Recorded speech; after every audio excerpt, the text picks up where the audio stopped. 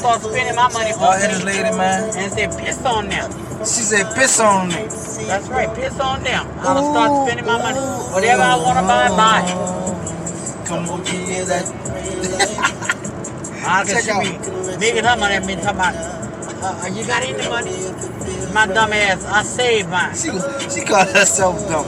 Yeah, I saved my money. The type of thing mama said. I saved my money. I can pass by a store and be hungry. I ain't gonna buy nothing until I get home. That feels so good being in a car instead of a van. I feel low to the ground. I don't know if that's good or bad. I'm scared of heights. I might be. Hey, this way to go to Thibodeau. We go that way. No, baby, that ain't the way. Straight ahead. Straight ahead to bring you to Thibodeau. Straight. Do not pass go. I feel like running this light. Shit, you better not run this light with me. Here. My first day out of jail. Shit. I want no running with the people. Not the first day. Shit, not the first day. Joyce Williams had spent 75 years nurturing and loving the people around her. A devoted mother, she didn't stop at raising her own children. She opened her home and heart to others, becoming an adoptive mother to Joseph Williams and Gregory Gaither. Joyce's love knew no bounds, and her home was a sanctuary filled with warmth and care. To Joseph, she was a mother in every sense of the word.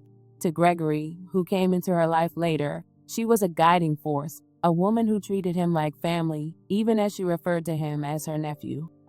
Though the two were biological brothers, Joyce's bond with Joseph ran deeper, a connection built on years of love and trust. For decades, the three lived together under one roof. Joyce, ever the family-oriented matriarch, didn't mind.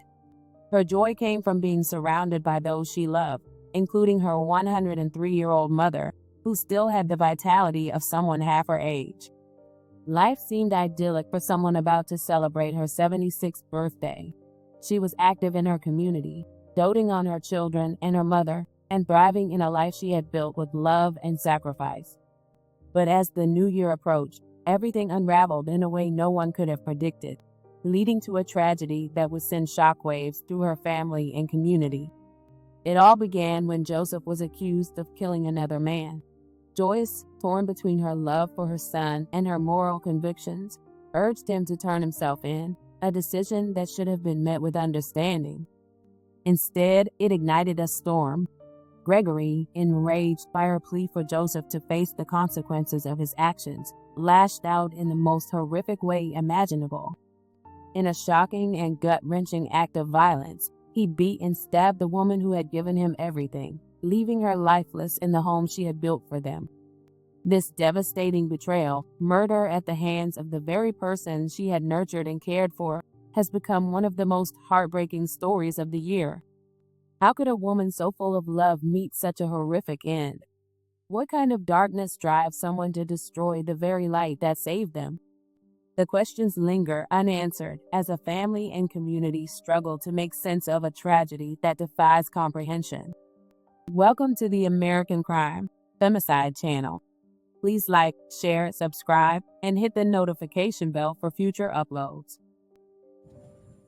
I never thought I'd be in love like this. You got me thinking about a life with house and kids. Yeah, every morning I look at you and smile. 'Cause girl, you came around, yeah, and you knocked me down. Sometimes love comes around and it knocks you down. Just get back up when it knocks you down.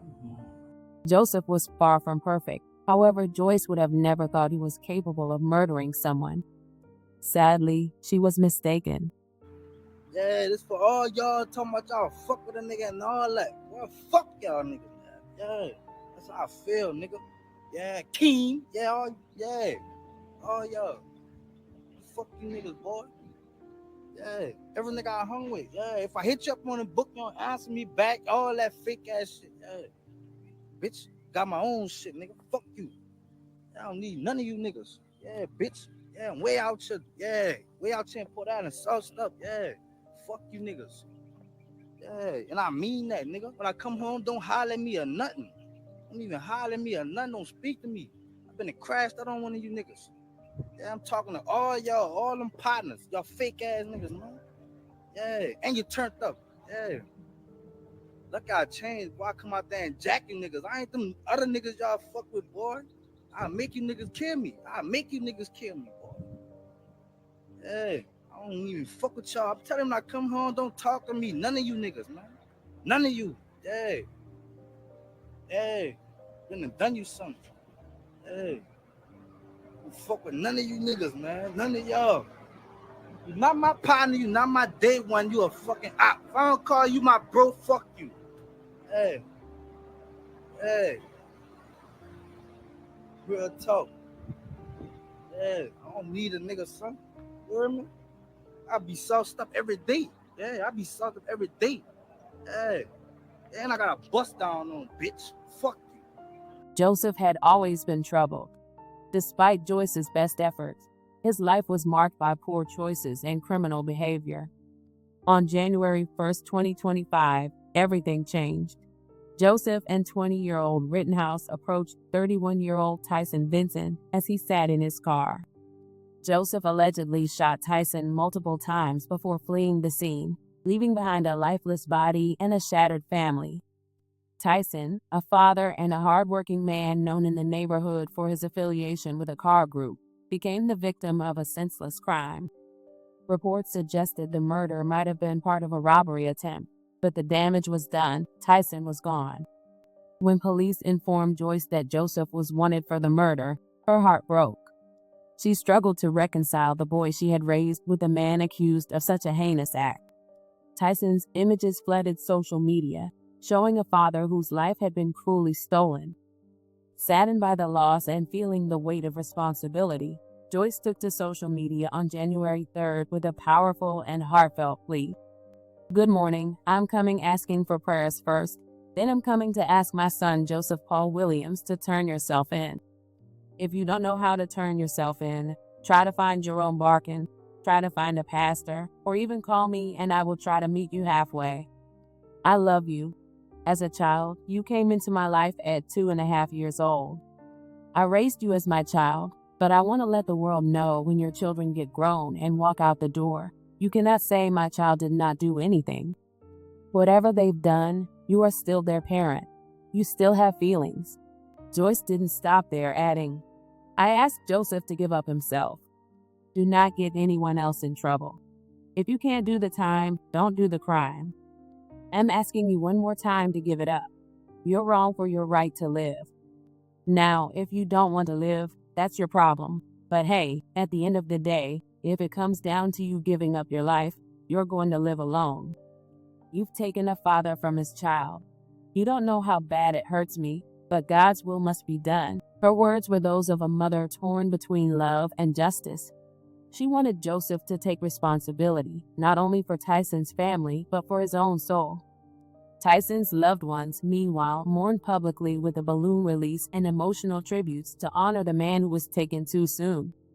After days on the run, Joseph finally turned himself in on January 16th. Joyce shared her relief with another message. "My son gave himself up today. Now I can rest as a mother, and am sorry for what he had done, taking a father from his child and his mother. Joseph, I'm sorry. I tried to raise you the best way I know how. Now you're on your own." While Joyce found some peace in Joseph's surrender, Gregory didn't share her sentiment.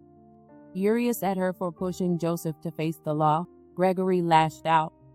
On the same day Joseph turned himself in, Gregory confronted Joyce. What started as a heated argument quickly spiraled into something far worse. Gregory accused her of betrayal, claiming she should have stayed out of Joseph's situation.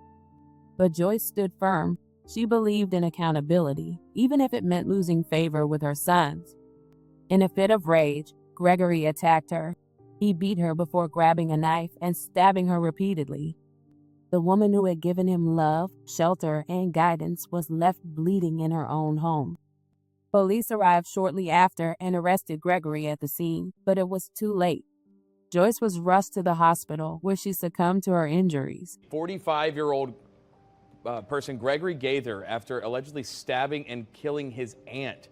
Police say the incident happened yesterday at 10 a.m. on Isabel Street. Officers found 75-year-old Joyce Williams, who you see there on your left, suffering from stab wounds to her upper body.